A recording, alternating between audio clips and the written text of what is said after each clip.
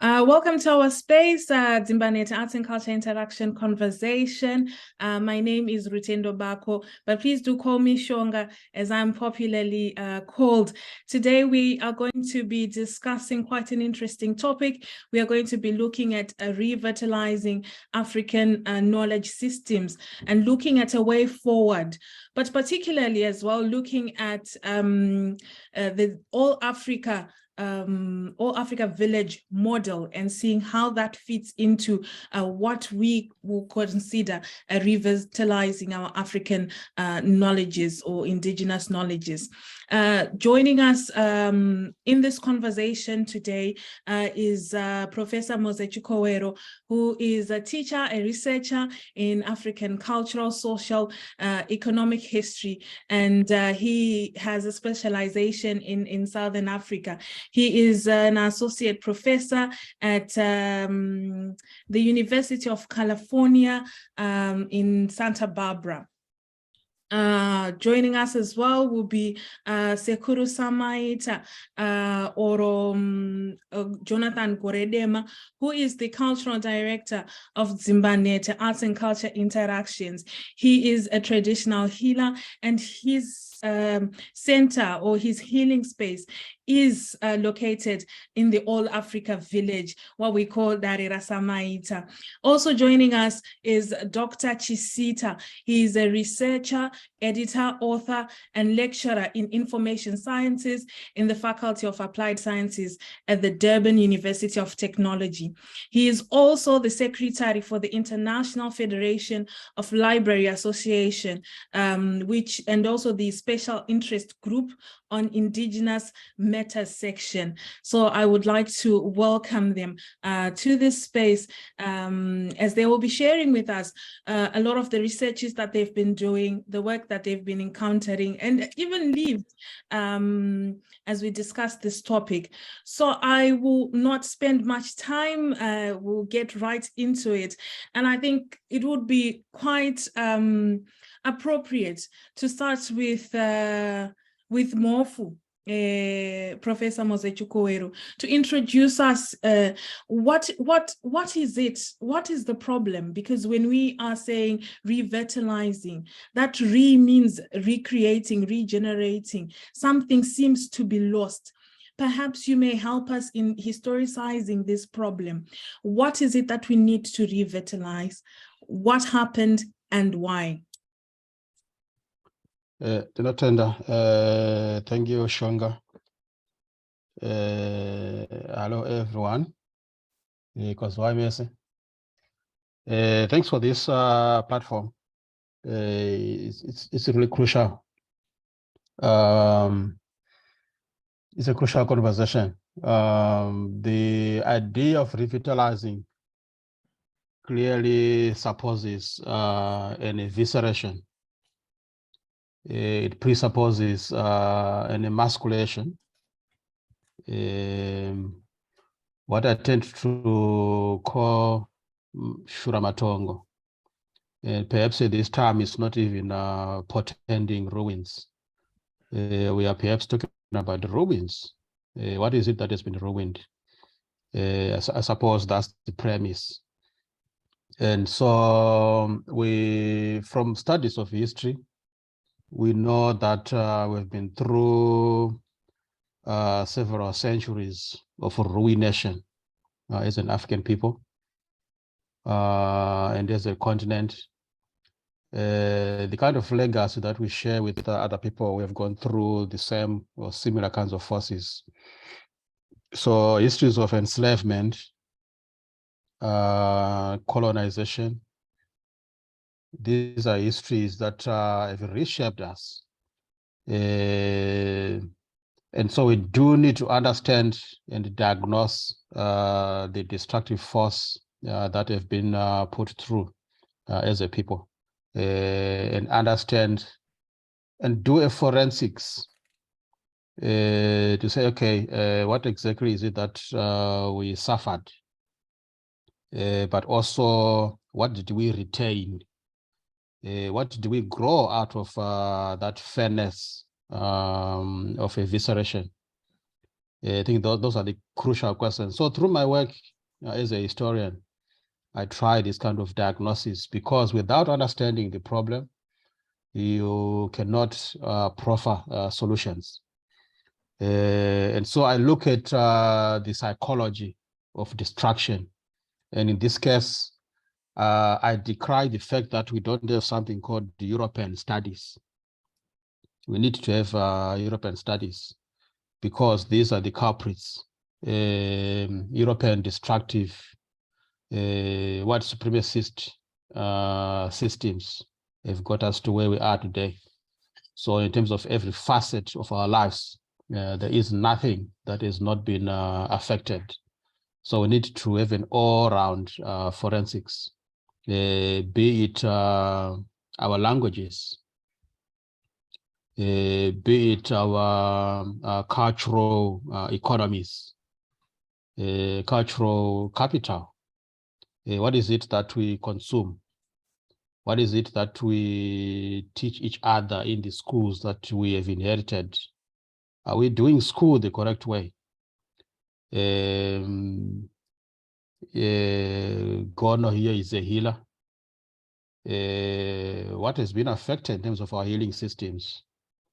Today we talk about difficulties with our clinics, mothers dying in maternity and stuff like that. Should we actually be talking about these institutions as they are constituted? Should we be facing these health problems?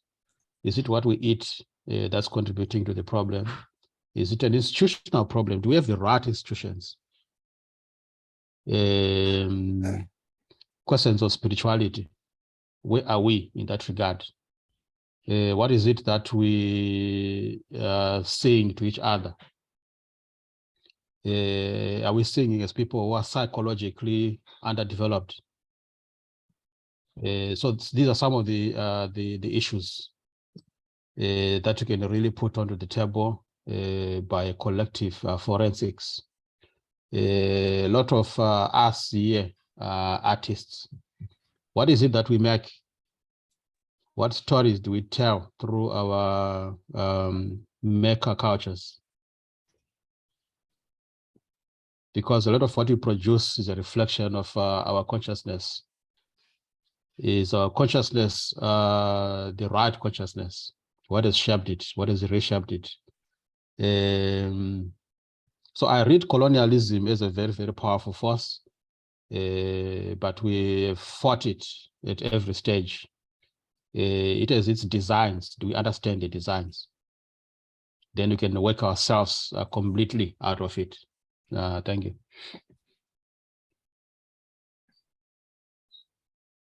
Okay, you are muted, Sean. Thank you for that. But just before I move on, I also wanted perhaps to draw you to talk about, in your book, you write about architectures of control.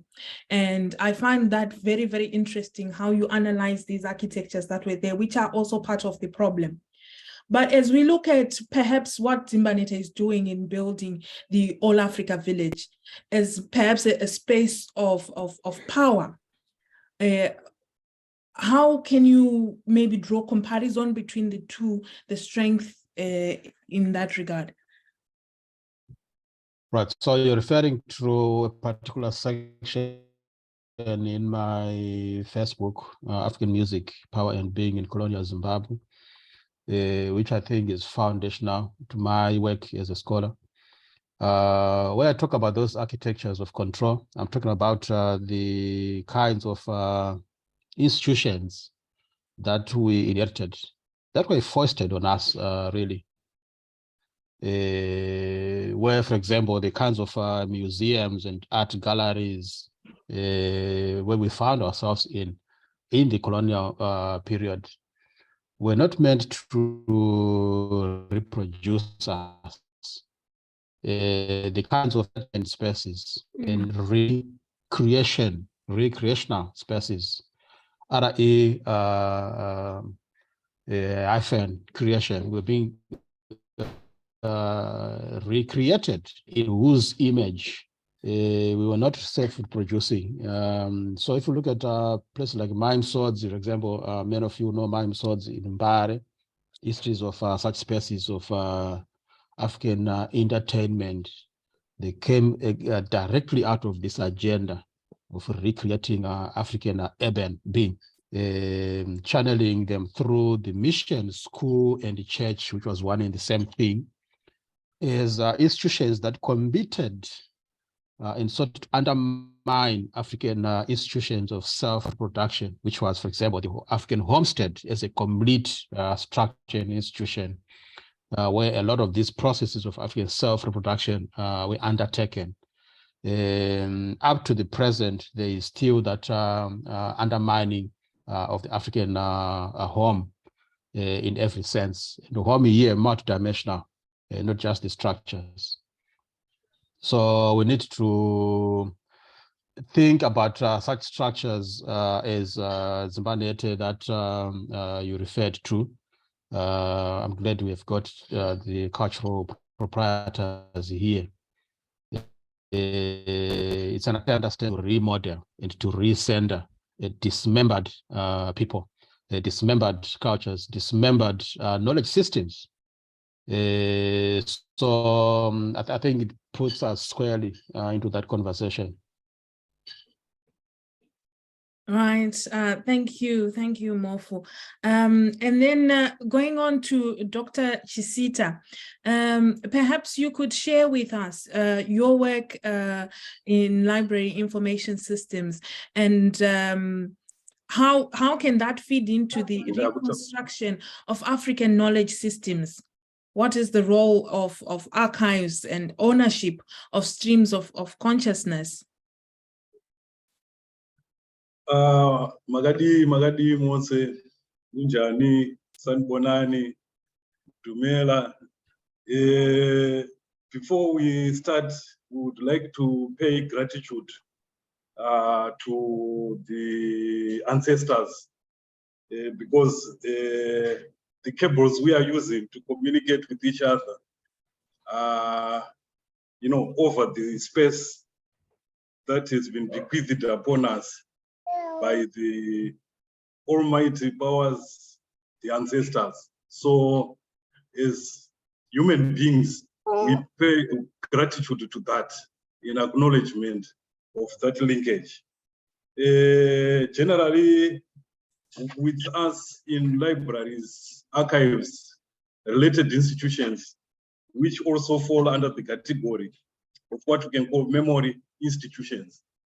These are cultural spaces, cultural institutions that should be seen in the forefront in creating a balanced collections, services involving activities that accommodates the diversity of our cultures, that also connects our cultures. I think you know that as a result of colonialism, the colonial onslaught led to a cantankerous vituperation of African knowledge systems as they were condemned and are disregarded. And in a way, we found ourselves in a scenario where we even lost our identities, our names. For quite some centuries, indigenous names were not recognized. And people were encouraged to use names that are borrowed from a colonial and imperial and neoliberal template. But however, through space and time, and through rethinking, resetting, reimagining, and through struggles, we have come to a point where people are now realizing that you need to be yourself, and you need to be proud of your identity. The United Nations Declaration on Indigenous People's Rights, 2007, Article 11 to 31, stipulates that indigenous people have got the fundamental right to protect their knowledge systems, to protect their culture, to protect their ways of life, to protect even their names within this context of a globalized worldview. So as libraries, we have come a long way. I think you know what we call libraries at the present are institutions that were bequeathed to us after colonialism. Like you look in Harare, most of the libraries were established by settler communities after the Chimurenga War in the 1890s, the Chimurenga Wars of the 1890s. These libraries, yes, they are libraries, but they were established to serve a particular purpose, which was mainly to preserve and sustain a status quo. And in certain circumstances within both Lusophone, Anglophone, Francophone Africa, we have seen that the status quo has been preserved, and not many people or researchers or thinkers have been able to challenge this model of libraries. They have remained elitist, anachronistic, and also far removed from the majority of the people, especially public libraries. Why I speak of public libraries? Because they are supposed to serve the interests of all. They are commonly referred to as the poor people's universities. So a new thinking has emerged that we should also think of developing what we can call true libraries. These are libraries that will be able to speak to everyone, irrespective of their cultural background, especially those that have been disadvantaged as a result of the fact that the definition of knowledge has been based on empiricism, where knowledge is said to be generated in brick and mortar edifices. Yet, from an Afrocentric perspective, knowledge also generates from people within communities, and communities are also what we can call universities of life. And people within these communities are endowed with special knowledge, special qualities in terms of the African art of conversation, or the indigenous art of conversation, the classical art of conversation. And as a result, when an old man dies, we mourn and say a library has been destroyed because of the fact that that deceased old man is, a hub of knowledge in the form of indigenous and traditional knowledge. So we are trying to see how we can create a balance between the Western knowledge systems as they are, and bring in, narratives that are based on African experiences from a phenomenological perspective. And what Dzimbanhete is doing, I think it's quite progressive in the sense that they are trying to give us a model on how to reclaim the traditional indigenous African space, intellectual, cultural space, for creating or realizing what we can call epistemic justice. So there is no harm in identifying people with knowledge within communities and inviting them to share their experiences, share their knowledge, even though experience is knowledge, because it's tacit knowledge, share that tacit knowledge with other generations and also other people. Creating spaces for intergenerational dialogue to accommodate the classical African art of conversation, so that we build critical thinkers who are conscious about their existence and about also their environment, and also, as highlighted by Prof there, about where we are coming from and where we want to go, and how do we get to where we want to be as people of Africa. So our libraries are supposed to be embracing all those new ways of thinking, those new paradigms, in line also with the United Nations resolutions and frameworks. For example, 2022 to 2020 to 2032 is been declared as a year of revitalizing indigenous languages.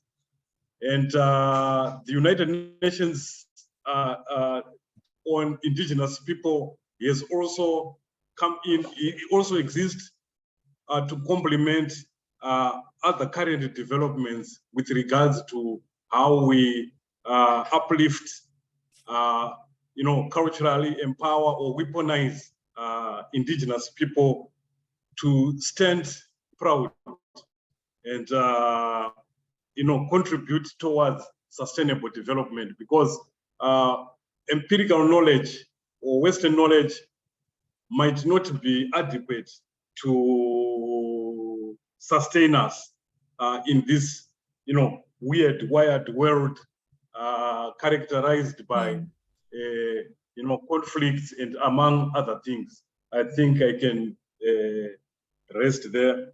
Thank you, Gono. I just wanted also to maybe find out, you are the Secretary General for the International Federation of Library Association, and you talked about different models in libraries, talking of the true library. And I was wondering, are there projects that you're working on now that deal with indigenous matters? Is there a particular focus in Africa? There are projects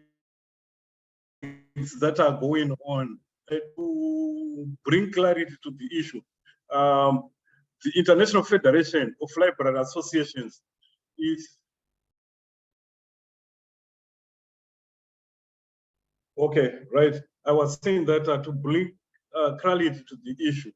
The International Federation of Library Associations is an international organization that brings together libraries from different countries as a mother body.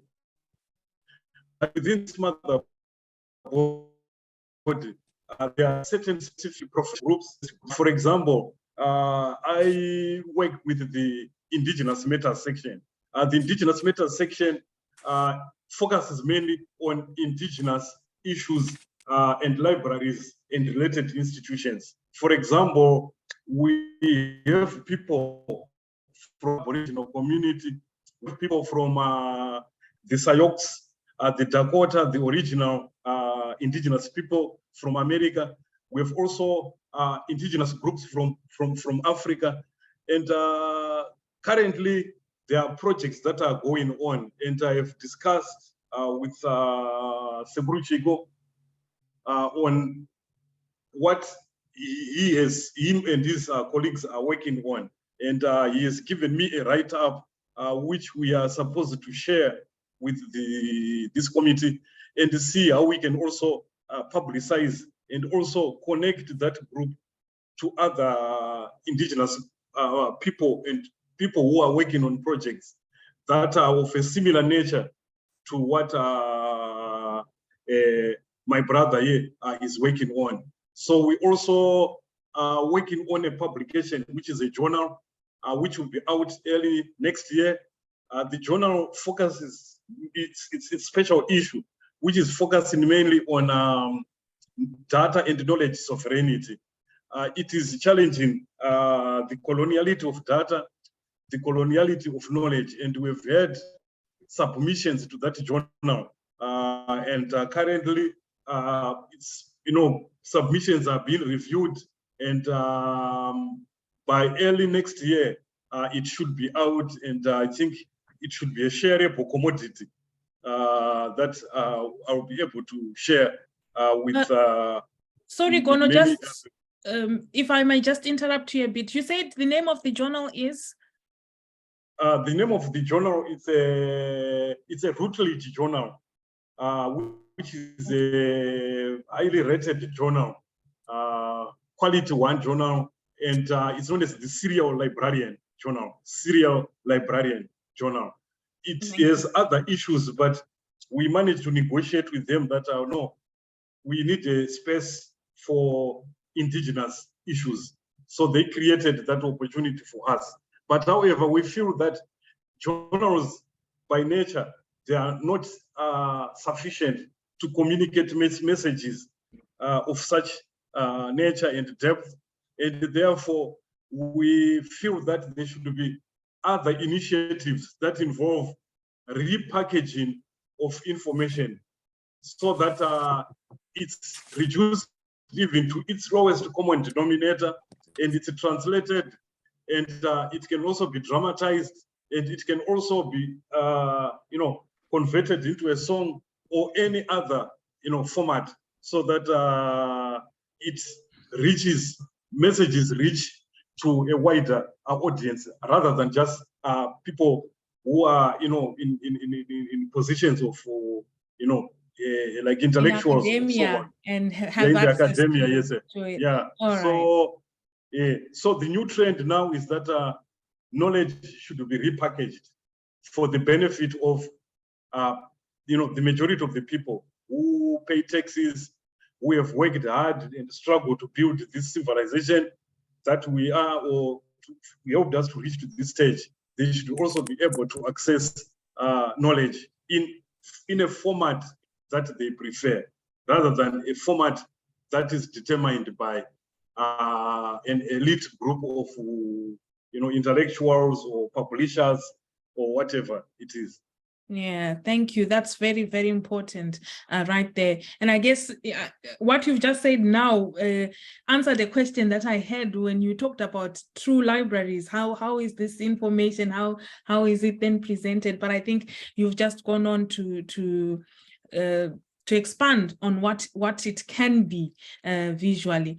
And then now I'll just move on to Sekuru Samaita, who is the director, who's the cultural director of Dzimbanhete Arts and Culture Interactions. He had not joined us when we began the session, so allow me to welcome him. Samaita. Perhaps you can take us into what Dzimbanhete is doing now with the All Africa Village and the significance of creating this space, as well as giving us some depth into what African indigenous knowledge systems are. Good afternoon, everybody. Dzimbanhete Arts and Culture Interaction is trying to revive indigenous knowledge systems.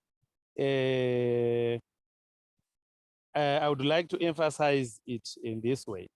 Dzimbanhete, as an arts and culture organization, has come up with an idea to construct an all-Africa village with the 54 villages that will represent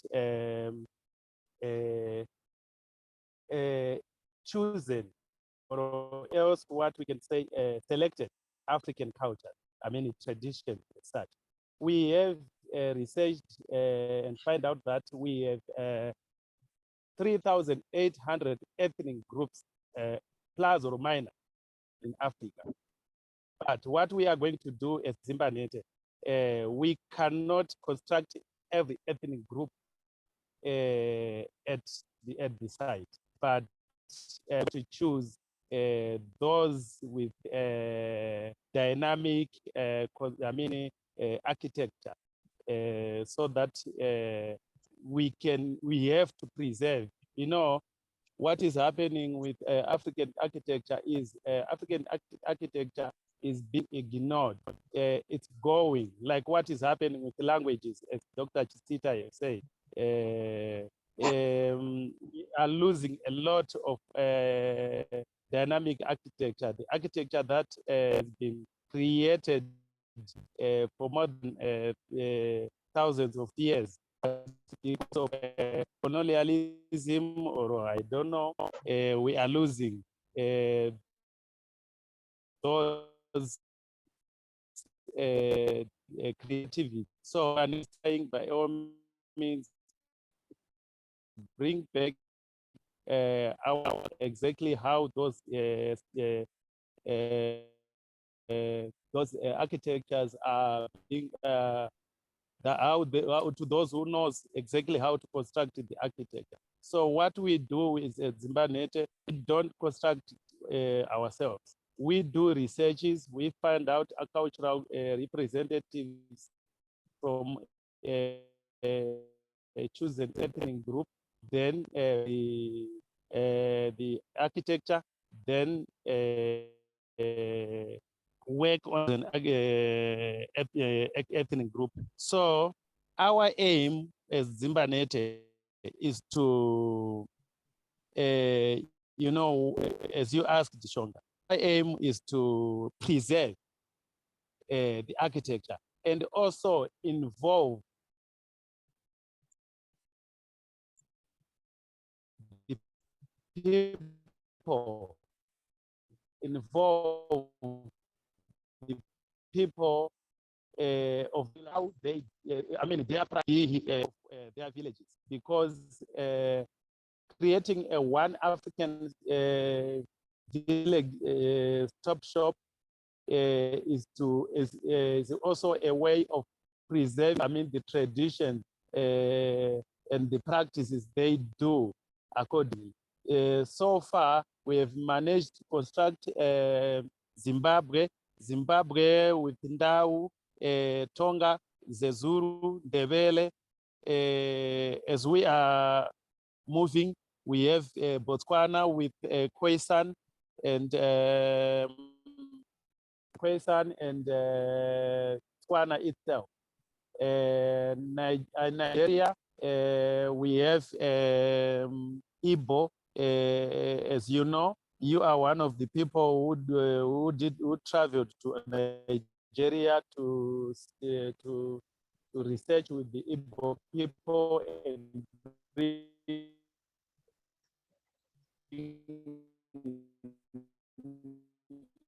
I don't know, is it just me or maybe the network? To do the architect. I And think also it's we have the network. We have hello.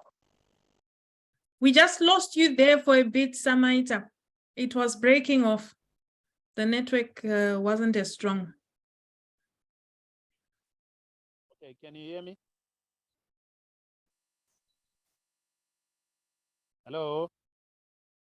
Yes, we can hear you.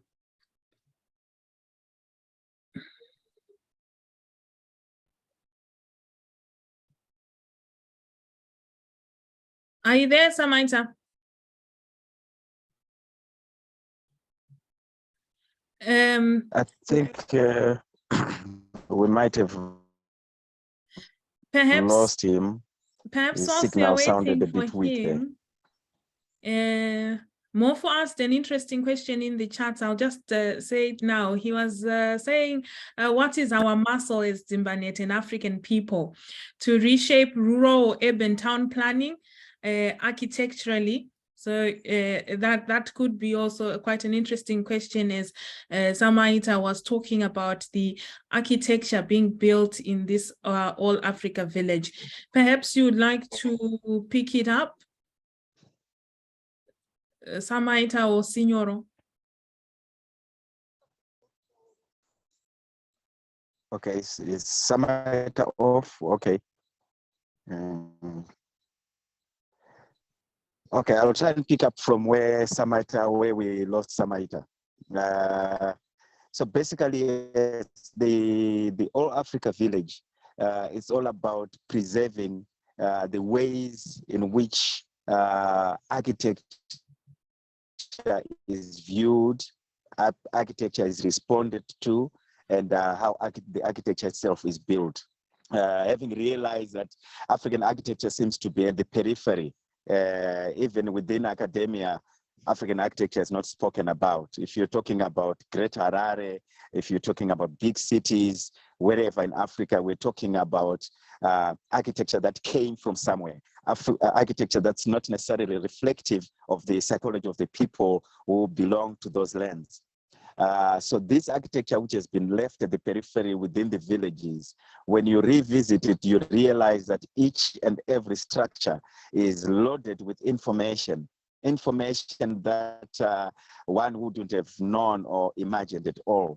There are all these undercurrents of information that actually shape the very psychology of African people.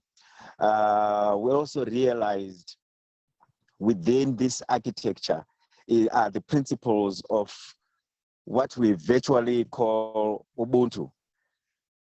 Ubuntu has a home. And now we've been approaching this philosophy of Ubuntu without necessarily addressing the home in which Ubuntu is formulated. This is where Ubuntu starts from. So we actually wanted that very knowledge to be preserved and to group as much of that information in one space so that it can be then accessed like Dr. Chisita said. A library is a space where you go to get information. So we wanted to create this kind of resource center, this information center where if one requires a certain knowledge about the country, can actually easily access it. But in this case, they're also accessing this information not by opening a page, but it's an interactive kind of library. You are talking to somebody, you're actually entering the space. It also relates itself so well into sort of a living museum. And that has been the idea, a living museum, a living library where, regardless of one's age, really, one can actually access the information.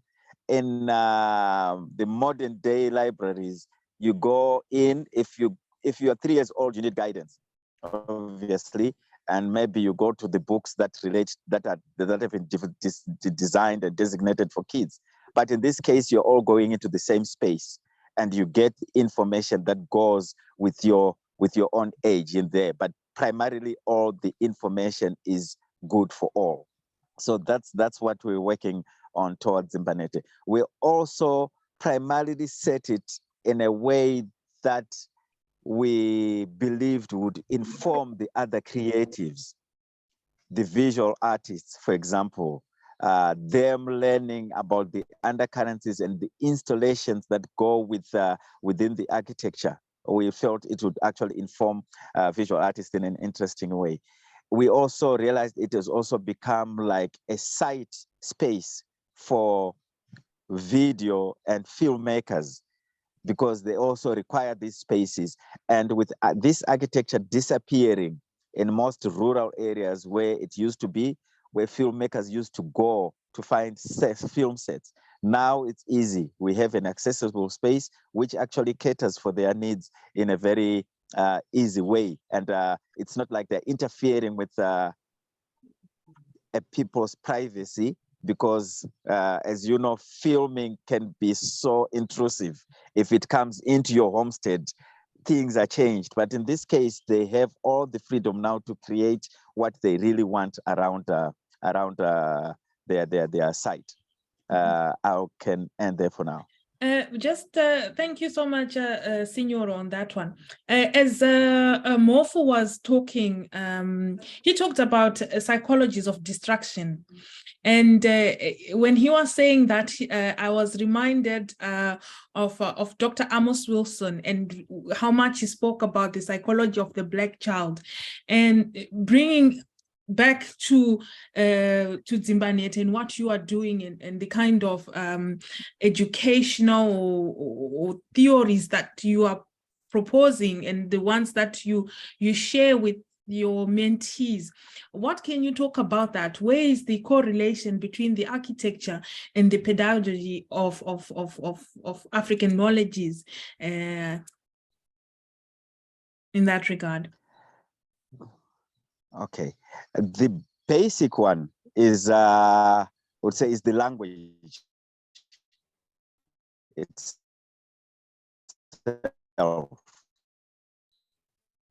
These homes, the language and the definitions that we miss out when we live in the modern structures. I'll give you an example of myself as an artist, having been an artist for more than 40 years. I didn't know the name of a frame in our language. I framed pictures, I framed paintings, I framed prints, I framed things, and I did not know the name of a frame in my own language. It's only through the construction of the Zezuru hut, that through that research that was necessary for us to construct it, that I then learned what a frame is called. So there are lots of aspects within that structure, within the construction process itself, that tells you about your own language, things that you've never had to define in your own language are now put in front of you. So there is lots and lots of vocabulary to be learned just by understanding the construction of these structures. So that's very important even to kids. That's very important even to adults, like I got to know when I was an adult. So this is one of the basic things that you feel like, okay, people have learned, even just by seeing the structure and hearing the definition, the names. We have this mentality. Normally, when we want to demean our own languages, we ask each other, what's the name of this thing in Shona? And because 3-4 people around you don't know, you then say, oh, so you see, how can you advance in your local language when you cannot define these things? It's only because we don't know. And that's a great, great mistake that's happening, but we also know why it's happening like that. Thank you. Wow, that's very powerful contribution right there. And there's a lot that we don't know, really. I think even when we talk about African knowledge systems, or when we are advocating for us to revitalize, regenerate it, a lot of people are skeptical, to be honest. I remember when Professor Mhoze posted on his Facebook page, someone was commenting and they said, is it going to be, how is this going to influence innovation, property, and he mentioned a number of things, a number of sectors. In a way, the line of questioning to me may have come out demeaning. Perhaps it is my own interpretation, but I am still keen that perhaps you may want to answer those questions. How do our African knowledge systems influence our economies, the way we do transactions, how we set up organizations? How does it come in? Is it relevant in this time? This is open. I saw that list as well, and I responded to the gentleman. I said it would be good if they join this conversation, and if their answers do not come out right, we'll be happy to have another platform where again we discuss this. But let's say, for example, property rights. Sometimes, yes, we think some things don't exist in our own realm, but these things have always existed. For example, we have what's called Imbayamai here. If I could turn my camera. We have this, which is like we basically say it's a Zezuru hut. But when you ask a lot of people, even from this same very Zezuru culture, they will tell you it's called a kitchen. They don't know any other name. They just call it a kitchen. But come to the research part of it and the knowledge that we impart on people here now. This is not called a kitchen. It's called Imbaya Amai, which means mother's domain, mother's space. And within this mother space, there is actually the space for fathers, the space for the males is actually very limited in that space. Very, very limited. It's raised so that you can easily go out.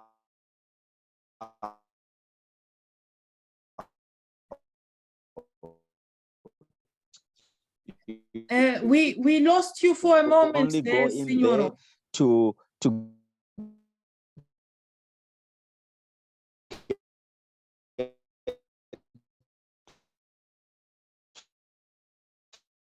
Signoro? fed and leave. Given to the space that men sit on is very derogatory. If you call a kitchen. Signoro, you may have to go Take back. off the camera a bit. Okay. Yes. You may have to go back 5 minutes. Can prior. you hear me? Can you hear me? We hear you now. 5 minutes. Okay, I've taken off the maybe camera. 2, but yeah. I've taken off the camera so that you at least you saw this Zulu hat. Oh yes. You did, right? Oh yes. Yes. So I was saying this is it's generally called the Zulu hat for the sake of maneuvering around. If you ask a lot of people, such a structure is now being called a kitchen. But by calling it a kitchen, we're actually disempowering the owners, the rightful owners of the space. It's called mother's domain in Zezuru. It's not called a kitchen. It's called mother's domain, such that inside this space, there is very limited space for men. It's one of the main houses, main structures you'd find at a village, but it has very limited space for the males. And the space that's meant for males, the name of it is actually derogatory. It means one who has entered a domain that's not theirs, somebody who's eating at a space that's not theirs. So in this modern thing of talking about ownership and stuff, in this structure tells you that we've always honored mothers, we've always honored women. It tells you that women have rights. But similarly to what that guy asked, he might as well say, how do we deal with rights? Here is how we deal with women's rights in this culture. If he said about ownership, talk about how you will pay a cattle, a beast, for having broken your mother's pot. Talk about how you are not supposed to tamper with your mother's property at all. And so our rights to property have always been very strong. Talk about how you're not supposed to take that which is not yours. You're not supposed to steal because spiritually it's wrong. These cultures we're talking about that we're bringing together here, these are cultures where everything is intertwined. The culture is a vast tapestry such that the architecture relates to the socialization, it relates to the spirituality of the same people. So when we break down things into ownership and development and wealth, it's all catered for. It's only that people may not have researched enough to find how it falls into place within this culture. Of course, I'll give you an example. And end there. We had a gentleman from the Doma region. Can you hear me? Yes. Hello? Okay. Yes, we can. We're the gentleman from the Doma region who visited to show us how the Doma homestead is built. While socializing, he saw a dog, a very good breed that he liked, and he understood that the dog was pregnant. Now, these are hybrid dogs and pure breed dogs that people are selling for like $400, $600. Okay, but him being from a space where everything is still very genuine, he said, I would love to have a puppy when this dog gives birth. Whoever is the owner, I'll give him a chicken, a cockerel. I have it at my house. We can swap. So imagine chicken, a purple being swapped with a chicken. For us all here, it doesn't make sense. But for this man, it makes sense because these are all animals. These are all things that animals that are kept in the house. So basically, this is the mentality that sometimes we need to shake off because we have understood the Western world so much. So we get confused about our own reality. Thank you. All right, thank you so much, Signoro. I don't know, Mhoze and Gono, would you like to come in? I could say something because I may have to run off, then come back if need be. So what I'm saying, I've been putting comments in there, just following the thought processes of the conversation. Very, very interesting conversation. So these are spaces of power that Signoro and earlier Samita were talking about, and that we need to capture in our indigenous library systems as receptacles. So I would love to have something that we call a library, maybe a different word altogether at Dzimbanhete, so that we propagate and transect this knowledge broadly. Because as a model, we should model all things there. Once we have that institution that was so disempowered under the colonial agenda of cultural disempowerment and disarmament, because that is what colonialism was all about. What I see happening there is a project of rearmament. It's a cultural and spiritual rearmament. Because once your cultures have been undermined, that means you are vulnerable. But if you look at that mother's space there, it is protected culturally. There might be nobody in there, but if you go there and do any shenanigans, you are held accountable because it is a space of power. That's how it was culturally fortified. So the idea is to fully rearm, just like when we waged liberation struggles. We didn't just look for guns. We had to rearm ourselves culturally, first and foremost. And when the colonizers came, they just didn't come with guns. They sent their soldiers, their bewilderers, the missionaries, others that we still tend to call explorers. We're not exploring anything. They were exploring, if anything, really our worldviews with a view to undermine them, to understand the weaknesses and attack at these cultural fortresses before they would bring in the guns. So the gun itself cannot even protect a people. You've got to understand the cultural dimension first. So that's why I like the idea that Sekuru, Chikowero and colleagues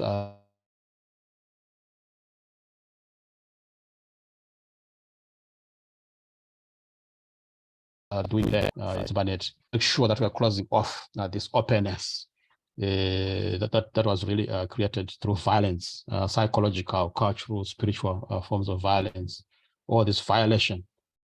Because colonialism was about undermining UNU, or Ubuntu, that Sekuru Signoro talked about here. That's why, as Professor Tafatonama also argued, that's why we had something called a Bandustan. It's a soiling of that Ubuntu. The Bandustan is the ugliest of species.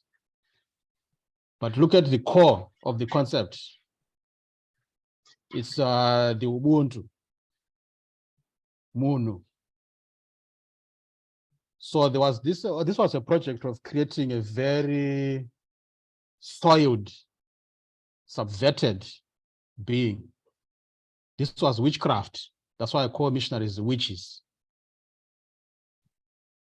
They were bewitching and witchcrafting a particular kind of African that they could toy around with. And they did that culturally, first and foremost. That's why the cultural project is the fundamental project in revitalizing and regenerating and rearming the African that we should become. And I was making comments through, and so white libraries, white capital-driven corporate libraries will not do. White-owned, white-driven galleries will not do. Inherited white schools will not do. We've got to redefine everything. That's the project of rearming ourselves, re-empowering. NGOs will not do. Even the UN and UNESCO will not do, because we know who funds them. And if you look at the content of their policies, again, they're driven to reconstitute the cultural front as the new frontier for keeping their tabs and hold on the African. So the language is good, but language is also one of the armories for getting at us. They jump on board when they see you talking the language of decolonization. Now everybody's decolonizing or this and that and that, when in actual fact, there is nothing that's being decolonized beyond the rhetorics. But it's a useful language to work with in order to keep hold on people in a very neo-colonial system. So even the language that we use is important. I don't use the language of decolonization. When you fought the wars to throw off the colonizers, we didn't call that decolonization. We called it self-liberation, which is sunungura, because the agents belongs here with us, not with some funder. So that's part of the pain, because we need currency. But what is currency? Money. It is also cultures. It is also the right kind of psychology to be able to do something. Do we have the muscle? We have got to build the muscle.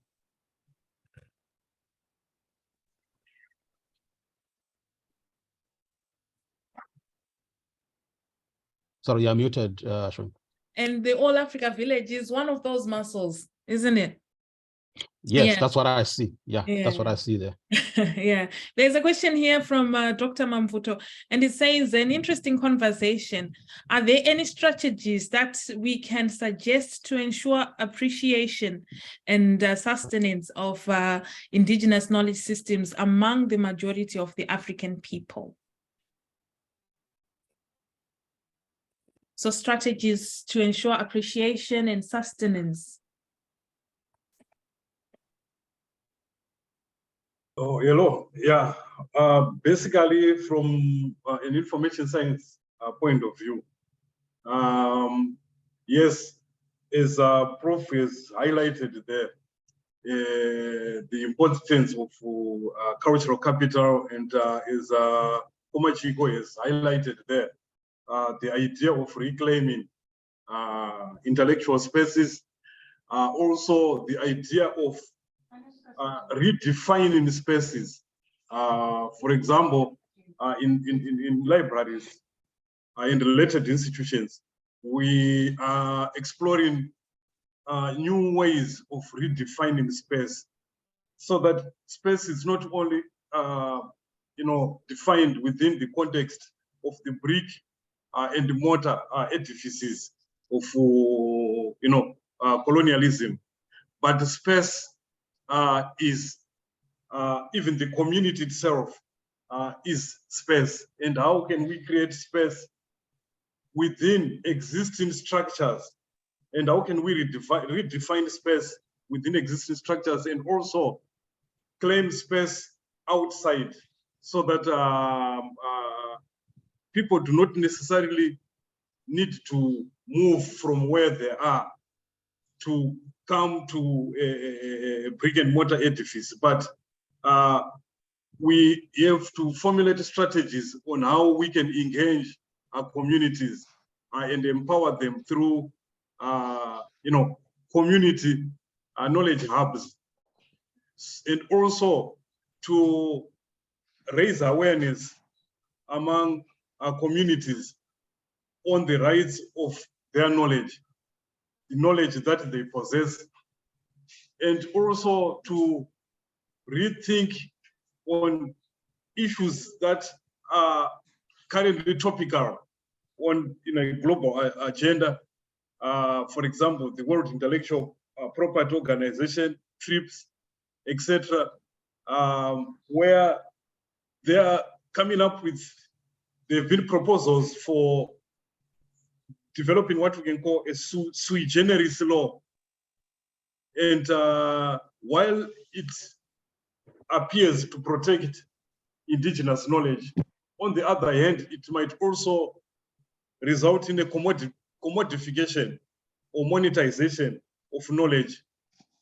Yet by nature, indigenous knowledge is knowledge that is held by a collective.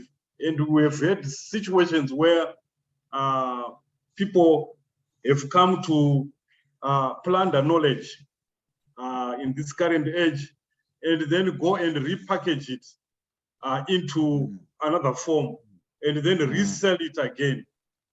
Situations where, involving biopiracy, plants, and etc., pirates around plants, and knowledge on the uses of those plants. So there's need for a fundamental rethink on how libraries as knowledge hubs can also help communities to protect what they own, also to protect their intellectual spaces. I think generally the world has realized that problems that the world currently suffers cannot be solved by knowledge that is generated in labs or using Western paradigms.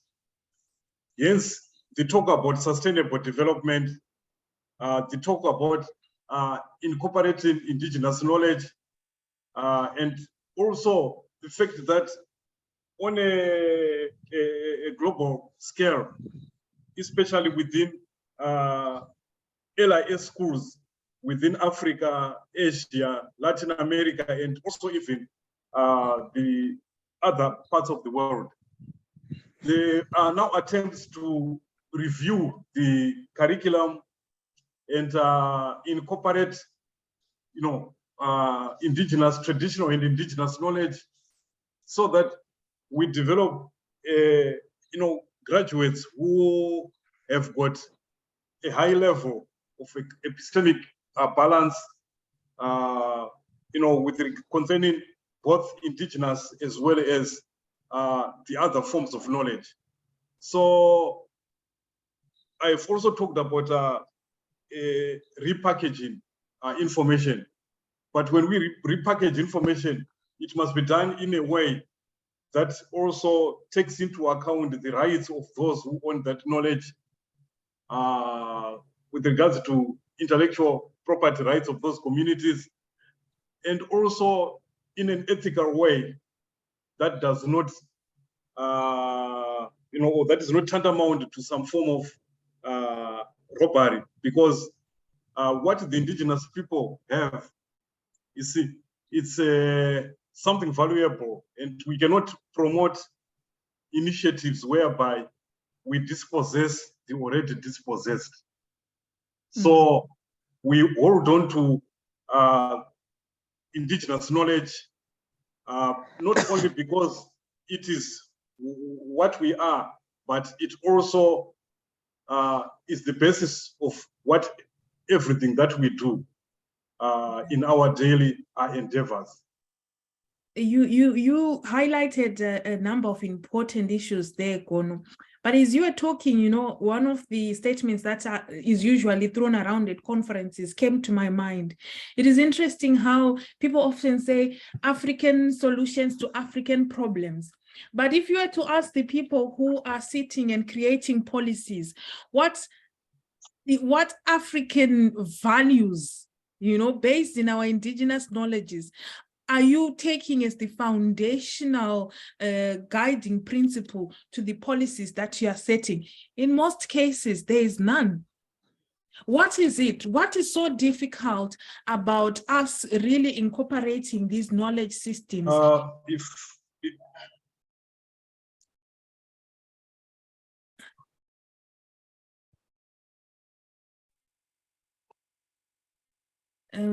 Sorry, were you saying something, Gono? Oh, no, I was just saying that, Ubuntu, as Prof has highlighted there, is quite a broader concept that not only serves as a foundation, but it also serves as a radar in directing us in our interactions, our thinking, and in our doing as human beings.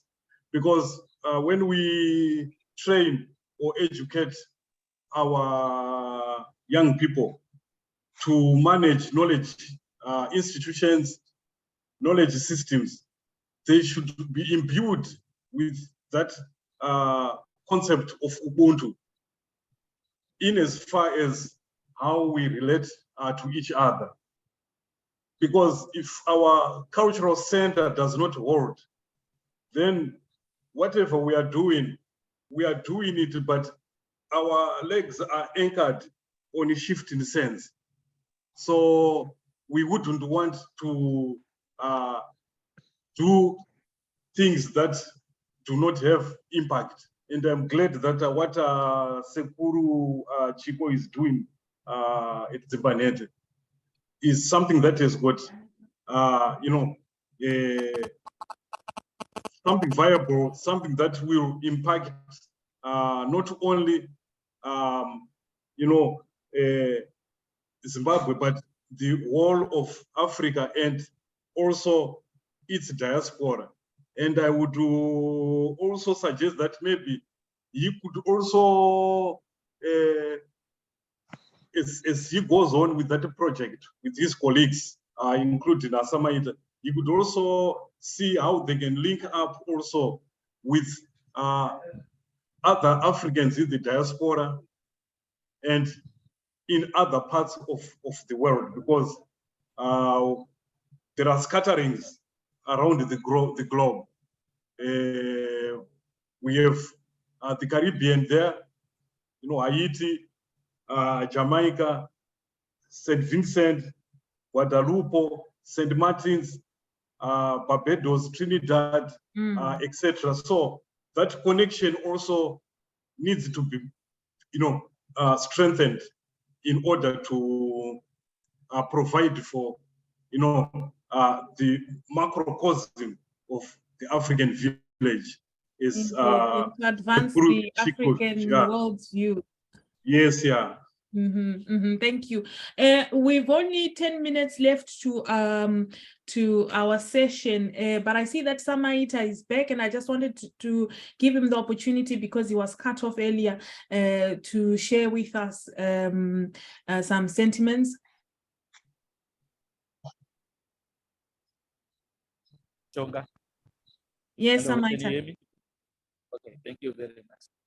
Thank you very much. I just want to emphasize on Dzimbanhete idea.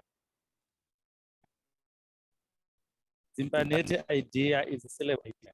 As Dr. Chisita is saying, Gono Zavataura is what he said, that we should find a way to link with the diasporians and other corners of the world, so that this idea can be successful. It's a good idea, and that's why we have created this platform, so that we can share and find ways to make this All Africa Village construction successful. So because I wanted to share with everybody that our understanding is based on not on Africanism only, but on the broader part to link with the outside world, sharing skills, philosophies that were developed by our ancestors. You know, as a spiritual person, right now, Chonga, I'm in the spiritual, in the healing center, at the healing center. That's why I not electricity here. Oh, yes. Yeah, that's where I am. Yeah, I'm trying to catch up with network. I'm sorry.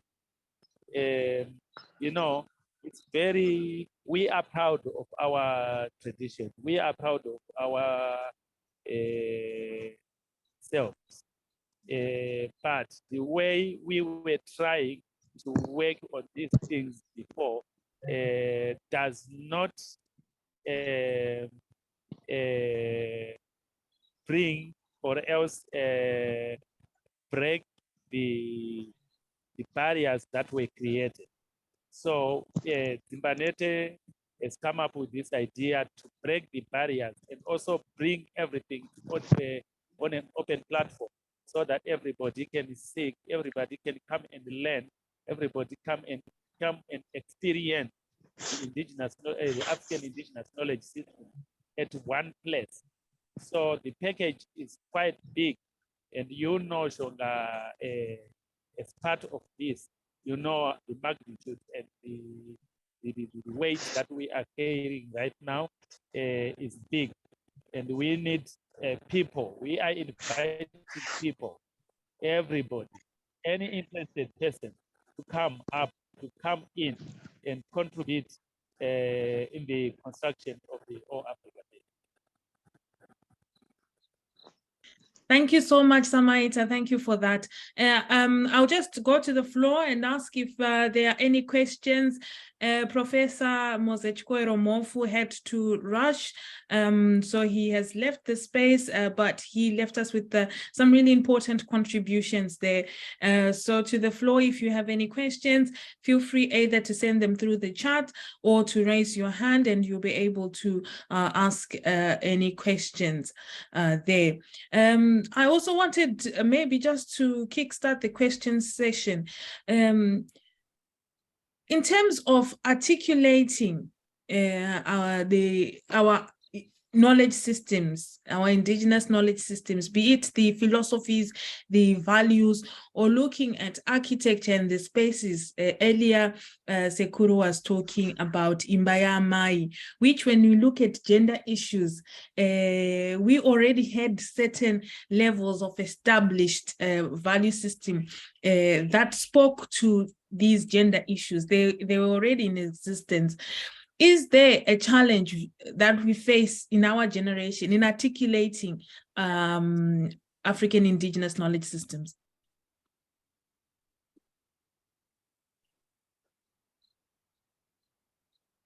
I don't know, any of you would be willing to take that, Gono, Dr. Chisita, or Signoro, or Samaita, or anyone else from the floor. Feel free to unmute your mic and contribute at this point. Okay, can I just come in there? Mm-hmm. Just 2 minutes. I think the major hurdle is that, we have been bombarded with,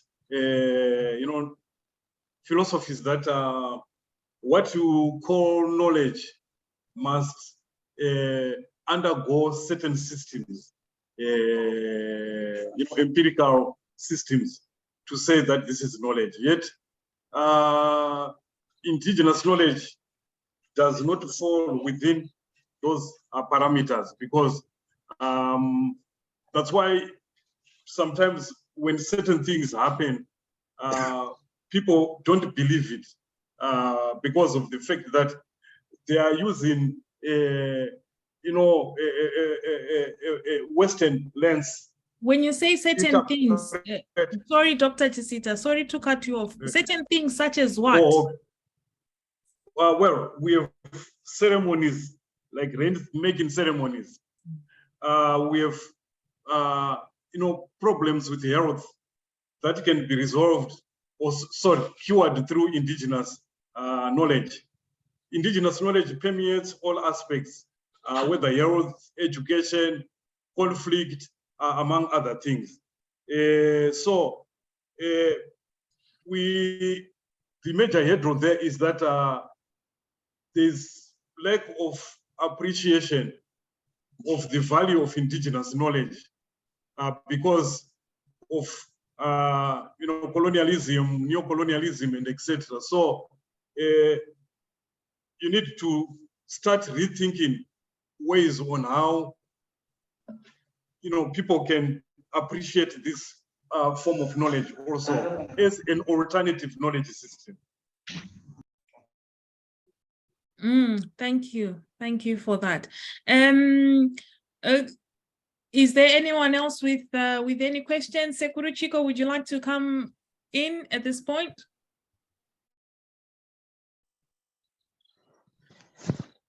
Yes, I agree with Dr. Chisita there, what is just said about knowledge, and I think the dilemma in which young people are in today is basically because, well, we have almost 100% literate population, which means people are learned, and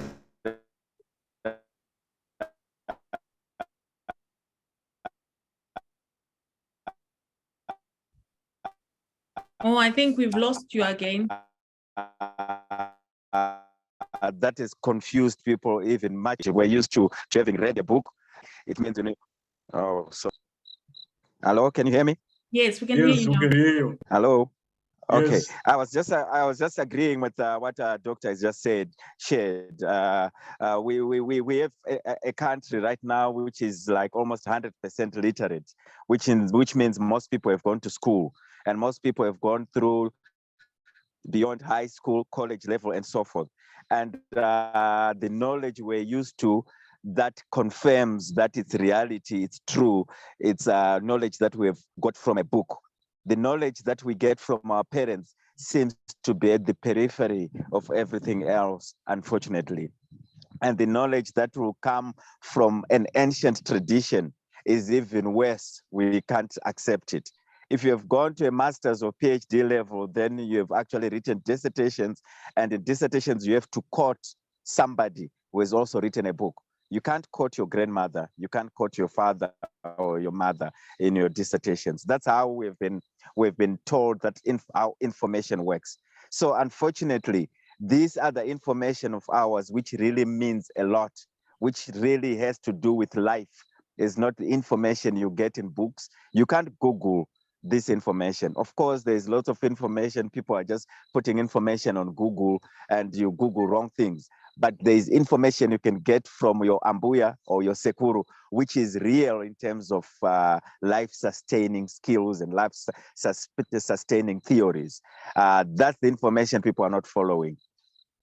Because of school, and also because our religious or spiritual persuasions, where something is deemed evil already before it has done anything.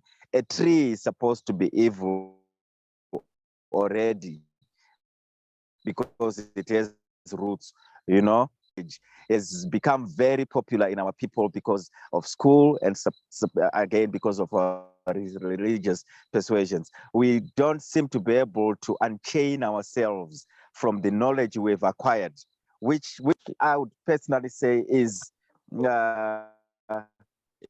knowledge that's like takeaway knowledge. It's not the real food.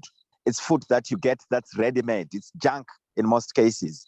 The food you get from home is the home-cooked food. It's healthy. So we need to weigh knowledge in that way. That okay, the knowledge I get from over there is made for everybody.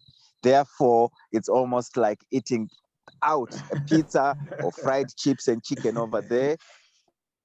What I have at home is the best. That's how I would say. Over to you, Shonga. Oh, yes. Thank you so much, Sekuru. Thank you. That was quite an interesting contribution. I see that Mwape has a hand up, so we'll have Mwape, and then we'll also have Kandanke. I hope I pronounced that correctly. Mwape, you may unmute your mic. Okay, great. Thank you for the opportunity, Shonga, and thank you again for Dzimbanhete and Baba Chisita, and I think everyone else that's tuned in for the conversation. I just wanted to quickly make a contribution with regards to the question, Baba Chisita and his team have in mind the knowledge that they are mining, then what next? Once they've published in the academic circles, then how else can the man and the woman and the boy and girl in the street access that knowledge for their benefit going forward? And this is where we would need to, as knowledge producers, take advantage of the various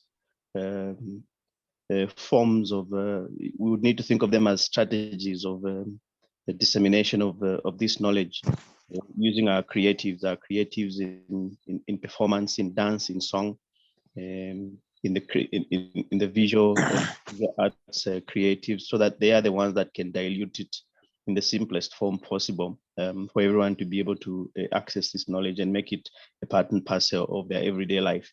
This is something that I actually picked up from a chance I had of visiting some Nordic countries this past June, where the indigenous communities within the Nordic countries are actually lamenting the loss of storytelling or folklore as it is known, because it is in fact through folklore that the ancient cultures, the ancient societies were able to package and retain knowledge, for fear of that knowledge either being, as it were, caricatured or debased somehow, so that generations going forward don't access the knowledge that is right for them. So it's a strategy by which you really code your language, you really code your messages, and at the right time, then you have the wise and those in the know within society dilute it for generations as and when they are ready. The saying, you know, when the student is ready, the teacher appears. So those are strategies I think that are open to us. We've already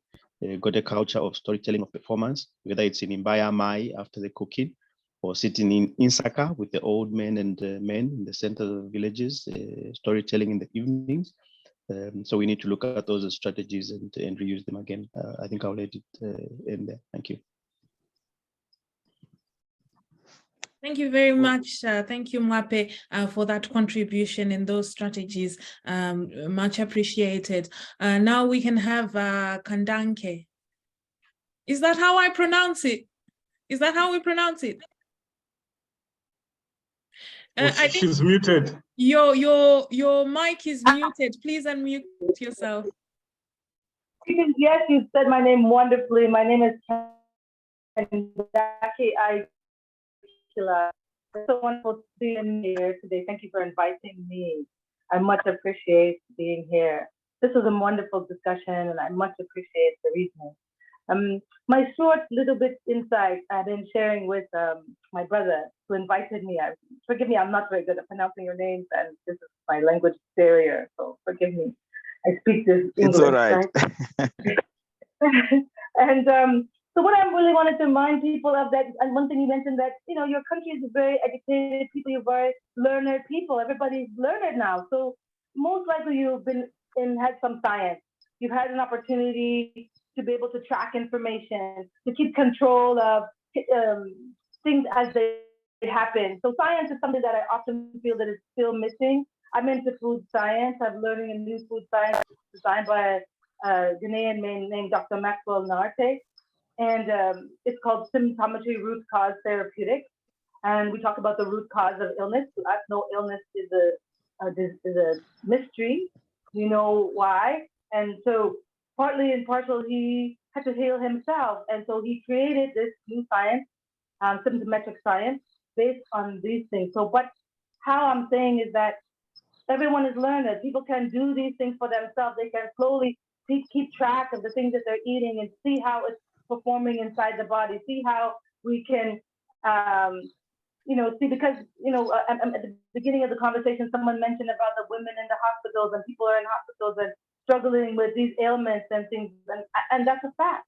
It's happening worldwide. You see what's happening with this whole pandemic ray, whatever they want to call that is, right? And people can't make constructive decisions for themselves because, we're relying on somebody else's information. But if we have our own information, which is what South Africa did, which saved America, they had their own laboratories, their own professors and such, that we were able to say, no, this is not real. This is what this is made of. Oh, wait a second. This is not coming out right. And so because of that, it helped to break the barrier of what happened to this whole world, caught up in this whatever it is, you want to call it, scenario. So I'm saying that we can take those things in a smaller increments within the structure of where we are, as we talked about earlier. I heard others mention about, being where we are. We have this history.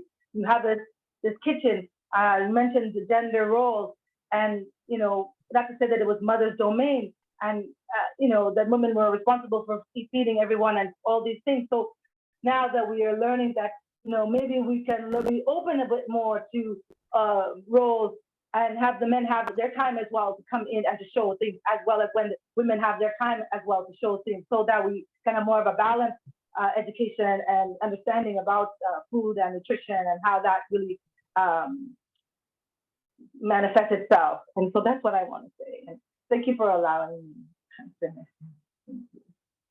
Right, thank you so much, Thank you. Kandange.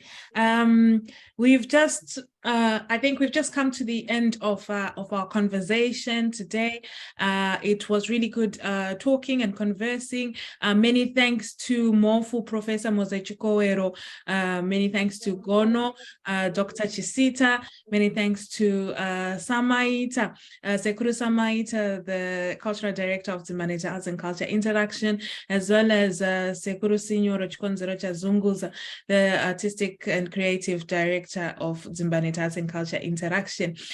We will continue to be having these conversations, these Dzimbanhete conversations, as we are building the All Africa Village. It is a massive project that we are working on, and we do need your support, both intellectually, in conversation as this, physically with your presence, as well as in many other ways to make it a reality.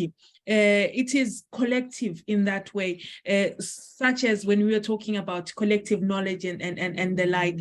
One of the things that I have come to appreciate through this project is concepts such as museums. I grew up thinking that a museum was in its maybe essence, the Western type of museum as you know it, as galleries and contemporary museums. But in Myanmar, the one which was talked about, is in its own a museum where many artifacts are held there, and many knowledges are shared in there.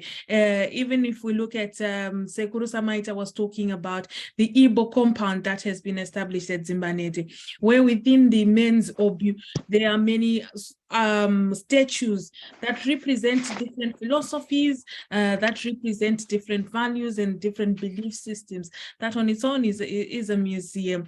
And so these are issues that we really need to tap into, to discuss and to revitalize. There's a lot of fertility in our knowledge systems.